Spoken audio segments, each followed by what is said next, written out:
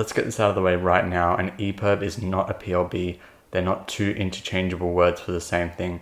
They are two different things that have a similar purpose. If you've been using them interchangeably, I don't blame you. It's not your fault. Even the people who are meant to know this very simple distinction, or at least their social media teams, apparently don't have a clue. And they're out here advising people to take an EPIRB bushwalking. Do not take an EPIRB bushwalking. PLB is an acronym for Personal Locator Beacon, and EPIRB is an acronym for Emergency Position Indicating Radio Beacon. Sure, they both scream for help when you need it, and they can both be manually activated, but they're for two different use cases. One crucial distinction between the two is that a PLB is registered to a person, hence Personal Locator Beacon, and an EPIRB is registered to a vessel. But what do I mean by registration? Well, when you get a beacon, you should register it with AMSA. They handle beacon registrations and they help coordinate search and rescue operations. So when you push that distress button, AMSA knows, hey, that's Phil's PLB, or hey, that's XYZ Vessel's EPIRB. The reason EPIRBs can be registered to vessels is that they meet certain standards required by New South Wales regulations for vessels that are going more than 2 nautical miles offshore. And so these standards ensure things like the EPIRB will float with its antenna pointing upright, that it will last for 48 hours as opposed to a PLB, which is 24 hours. And a lot of these EPIRBs have vessel-related features like hydrostatic deployment or automatic activation upon submersion, and so on and so on. Consequently, EPIRBs tend to be bulkier, heavier, and pricier, and none of those features are needed when you're bushwalking. So while you technically could take an EPIRB on a hike, it would be pretty silly to do so. On the flip side, PLBs are really versatile. You can take them kayaking, boating, bushwalking, canyoning, pretty much wherever, so long as you're not going more than 2 nautical miles offshore. And even then you can take them, but your vessel is required to have an EPIRB as well. So don't listen to these clowns who run the social media accounts of these organizations. And if you're hell-bent on getting 48 hours out of your PLB, don't buy an EPIRB, just buy 2 PLBs. So now that that's out of the way, the question is, should you opt for a PLB or something like an inReach, or do you even need any of them at all? And in order for me to answer that question, you're going to have to endure a little bit of a rundown on how communications work. Editing me here, turns out my camera ran out of battery, so we're going to refilm this whole part. Back to what I was saying. In Australia, your cell phone communicates on a cellular network, obviously. And those consist of towers, which are usually strategically placed in high locations. So in the wildernessy areas, on top of mountaintops, in urban areas, on top of buildings.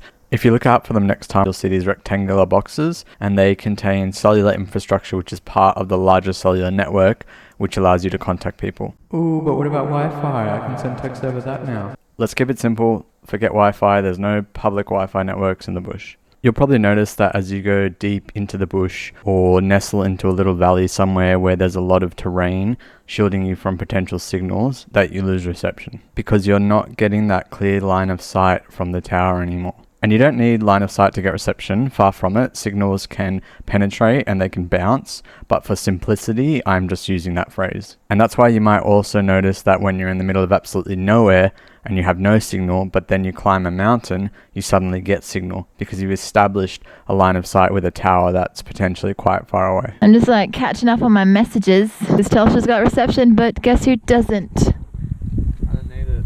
Optus. Come out here to catch up on it. You might have also noticed times where you know there's a cell tower nearby. Heck, you might be standing underneath a cell tower, but you still don't have reception. And that's because this infrastructure is private infrastructure and it's cost them money to put in.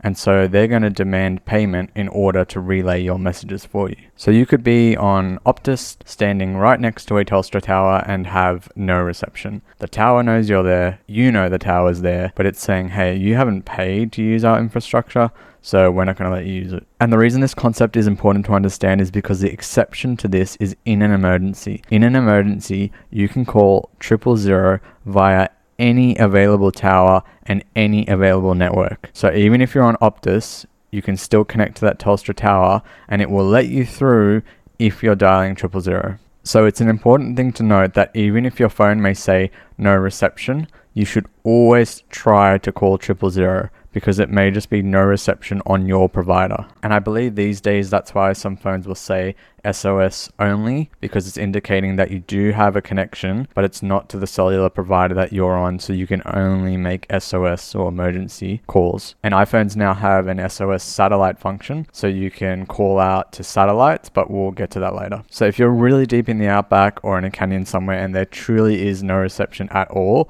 this is where satellite communications come in handy. Cellular networks are all ground-based, or at least for now. That is to say that they're attached to things on the ground, mountains, buildings, whatever. Satellites are all sky-based. That is to say that they're in orbit around the Earth. So instead of needing that line of sight to a tower on the ground, you now need that line of sight to a satellite in the sky. Which brings us into the discussion of PLBs versus send devices. And this is another important distinction that I want to make. There's PLBs and then there's what's called send devices. And send is an acronym for Satellite Emergency Notification Device. And under this send category, we have things like the inReaches, the spot devices, the Zoleo, and so on and so on. The reason I'm making this distinction is because they're on different satellite networks. Just like with cellular networks, you might say go with Telstra because they're better than Optus. Well, satellite networks are no different. They're on their own private networks, which you have to pay to use. So we got satellites. What are they? How do they work?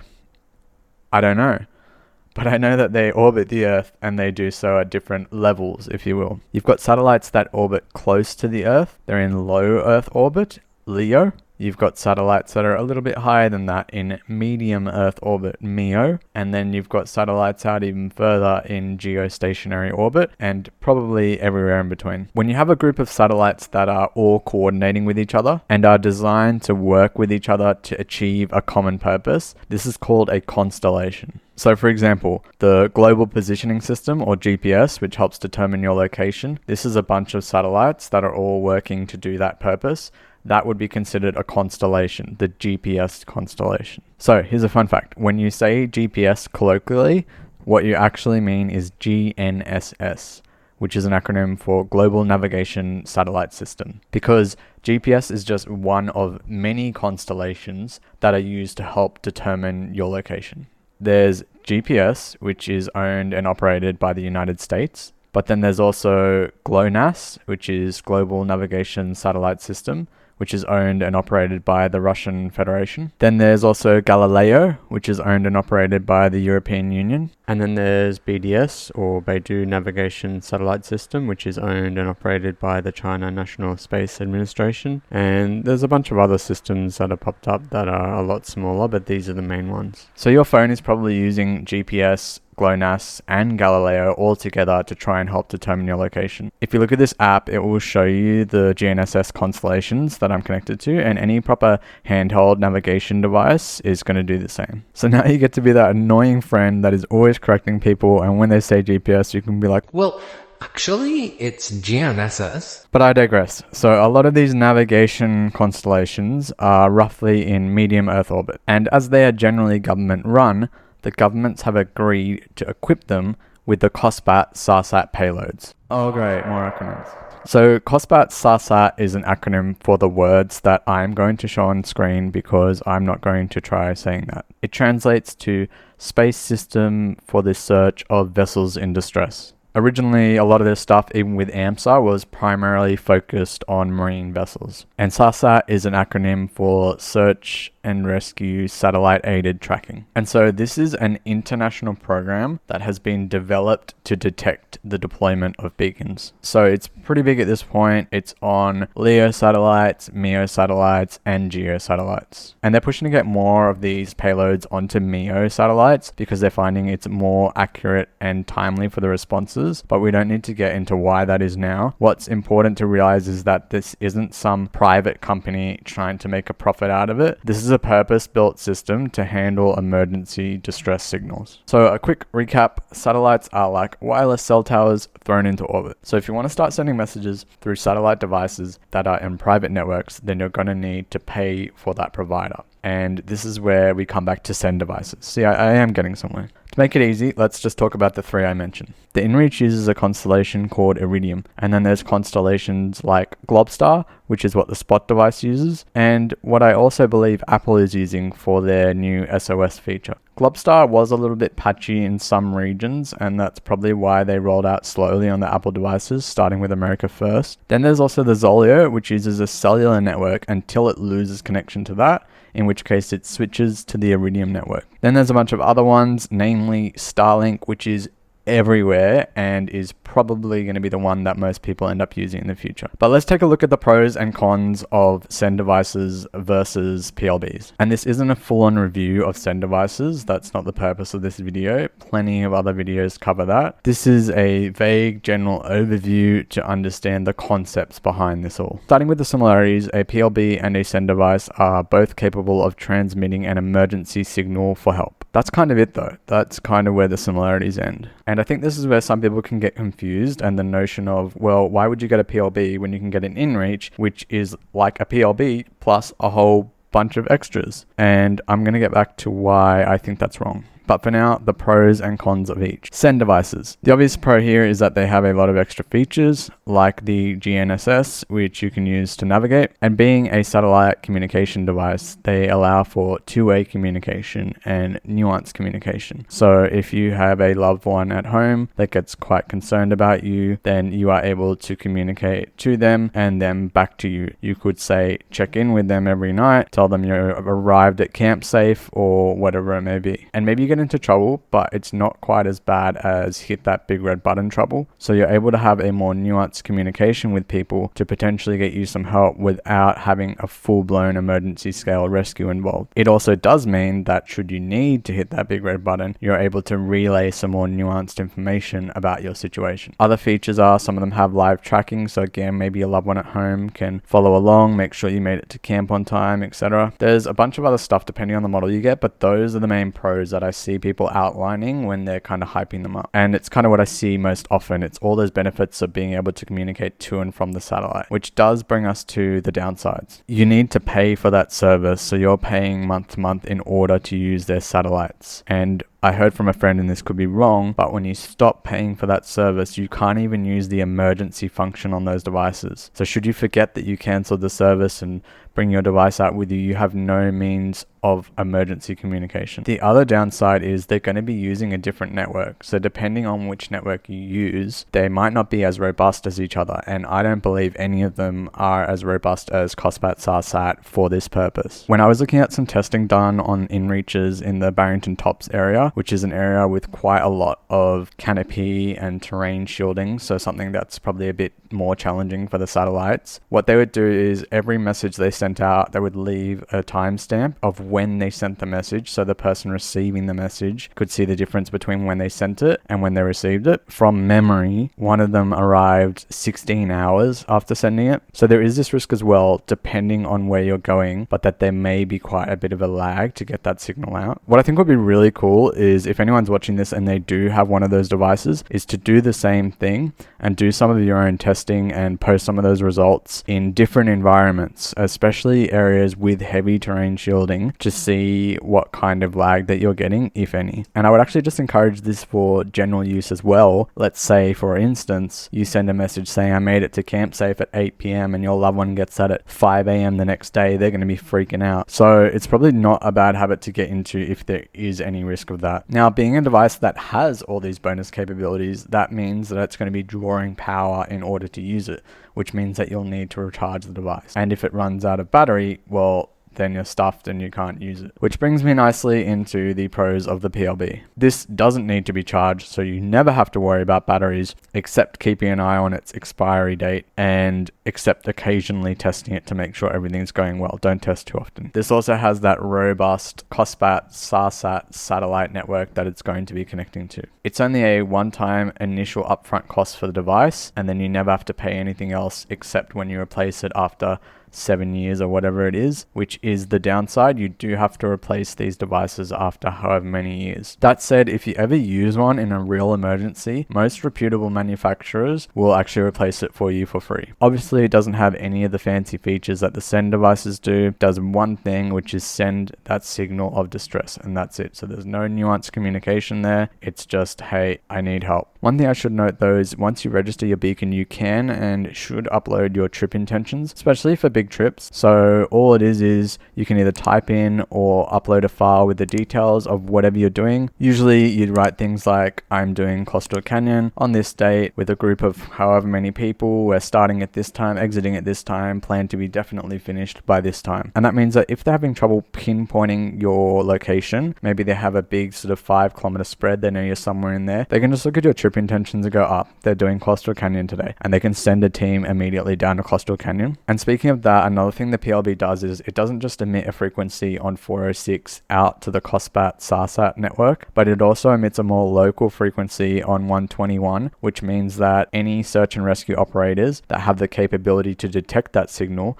can use it to pinpoint your location. Lastly, there's what we'll classify as other devices. These are things like the Apple SOS feature or Starlink, which is looking like it's probably going to be the future. Apple, as I said, I believe uses the Globstar constellation, and this particular feature I believe was only rolled out about 6 months ago in Australia, so I really can't attest to its capabilities, but I can almost guarantee you they are going to be nowhere near the capabilities of the other devices. And I can, without hesitation, tell you that I would not be relying on this over a PLB. A small phone with a small antenna connecting to the Globstar network is incomparable to a PLB with a massive antenna connecting to COSPAS-SARSAT Constellation. I see it currently as a good to have extra feature that may well work in a lot of situations, but is not something to be relied upon. Another thing I did find online, again, I haven't tested it, I don't have an iPhone, but is that you can use the Find My feature via satellite. Then there's Starlink, and I do think this is the most promising because they are trying to get direct cell signals and very low Earth orbit satellites. And as I speak, ironically, a tweet has just come up from Elon saying that he has connected to one of those very low Earth orbit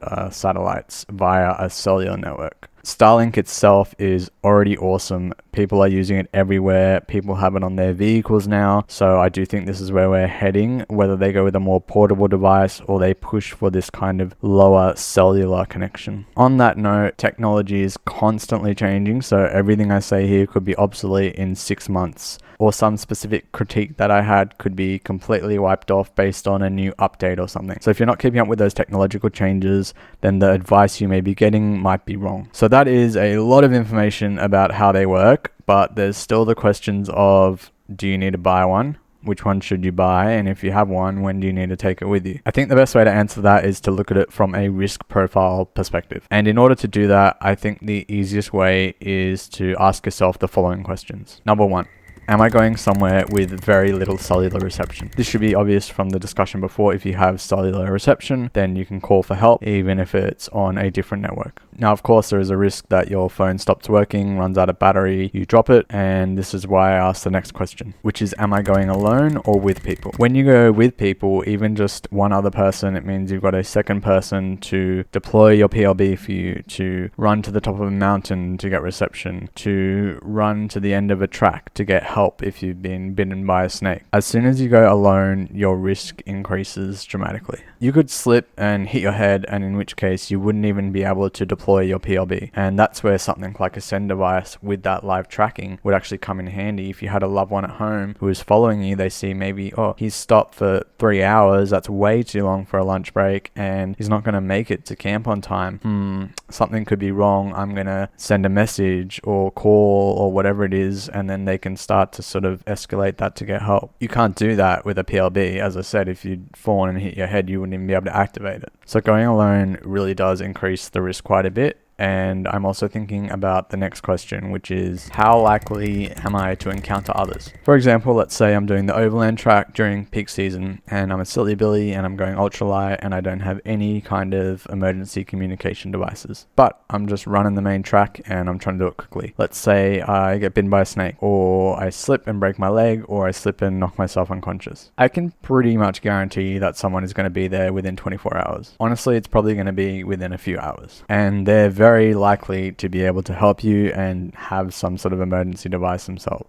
And I'm not saying you should entirely rely on other people. That is not the point of this question, but it is a consideration in all these questions. Next question, what am I planning to do? Obviously, the more risky an activity, the more likelihood for serious injury. Are you going for a hike on a super chill and popular track, or are you doing one of the hardest canyons in the Blue Mountains? This also applies to the location. For example, hiking in Tasmania, it's much more prone to have these random severe weather bursts than it is in, say, other areas. The more you risk, the more you're going to want to have a suitable way to call for help in an emergency. Last question. How long am I planning to be gone, and how far away from civilization am I going? This one is kind of a redundancy question in a way. For example, if you planned to do a 6-day hike and you took enough batteries for your inReach to last 7 days, and on the hike there was so much terrain shielding that your battery was draining way more than you expected, and then an adverse weather event happened and now it's an 8-day hike and suddenly you're on day 6 and you don't have any charging for your inReach or your phone. Now you're out of ways to call out for an emergency. It's that thing of the longer the trip, the more potential for things to arise that are harder to plan for. So it should be obvious that you look at all these questions as a whole, and hopefully that will give you a better idea of if you think you need a device like a PLB or not. Hiking alone, depending on your circumstances, is often enough justification for getting one of these devices. I hike solo a lot and I almost always have mine with me for any proper hike, because even if I have cell reception, I don't trust my phone to not bug out on me or run out of batteries or me to drop the phone. That said, I do use my phone for navigation, but I'm pretty confident with navigating off track, so it's not as big of a risk for me. And that's what I mean when I say there's no one answer for everyone's circumstances. Everybody's circumstances are different and everybody's risk profiles are different as well. At the end of the day, we all take risks here or there. There's every chance that you're walking down the street and you could get hit by a drunk driver, but you still take that risk. It's just where your risk level is and what risks you want to mitigate and how you want to mitigate them. There's always going to be trade-offs, and the trade-offs that people make are going to be different. It's like packing a bag. Everyone will make trade-offs in terms of what they take and what they don't take. I've seen people chuck out so much stuff in order to just bring all their camera gear, and that's fine. And I've seen people load up 35 kilos worth of stuff because they wanted to bring all their cooking gear. That's fine. It's your analysis to make. So my camera ran out of memory this time, so third time's a charm, and I'm going to try and wrap this up because I felt like I was beginning to ramble a little bit at the end of my last video. The conclusion that I really want you to take away is that whenever we try to simplify things, when we put it into marketing terms, when we say that X is better than Y, then we lose a lot of the detail that could be important to our decision making in terms of identifying our needs and the devices that best suit us. And so what you really need to do is identify what the best device for you will be based on the activities that you're doing and based on the needs that you have. One of those that I also didn't mention is how much money do you have to spend, because you can hire PLBs from some national parks and some police stations. So as an example use case, if the only time you ever go hiking is say once a year at the end of the year with all your mates, then you might just be better off hiring a PLB if you can, or maybe you guys can all split the money and then buy one PLB between the group. If your use case is that you go hiking with your partner and you only ever go hiking in areas where there is extremely minimal terrain shielding, you always have a great view of the sky, open areas, sometimes you even get cell phone reception, then in that case, something like an inReach would probably do you just fine, provided that you can keep up with those monthly payments. And so hopefully I provided you with enough information for you to make an educated choice based on the needs that you have. This was why I spent so much time going over how these products work, because it's only when you understand how they work that you can make the most most informed choice as to which one will be best suited for you. And then you get to use the systems that you do have better, and you also get to understand the limitations of the systems you're working within. Remember, always keep your information up to date as technology changes and new updates come. For example, when I was editing the first part of this video, one critique I forgot to mention that I see quite a bit of the PLBs is that while you can send out the emergency signal, you have no real indication of if they've actually received that signal or not. And generally speaking, that is true. However, there are PLBs such as this one, which will send a message back to your device via the Galileo constellation to let you know that they have in fact received it. I also didn't mention that we could subdivide the send categories into devices that can work entirely by themselves and devices that rely on having an interface through your phone in order to work, at least with some of the features. So all of this just highlights the concept that we need to dive into the specifics in order to understand something. Otherwise, these broad generalizations will be just that, broad generalizations. And so based on this, it should be obvious that I'm not going to be able to make a recommendation specific to you, but I can make some general recommendations. If you're going to go with a PLB, I would definitely say to pick one from this list because they've been reputably tested. And to tell you which ones that I have specifically used and which ones I like. So this is the first PLB that I got.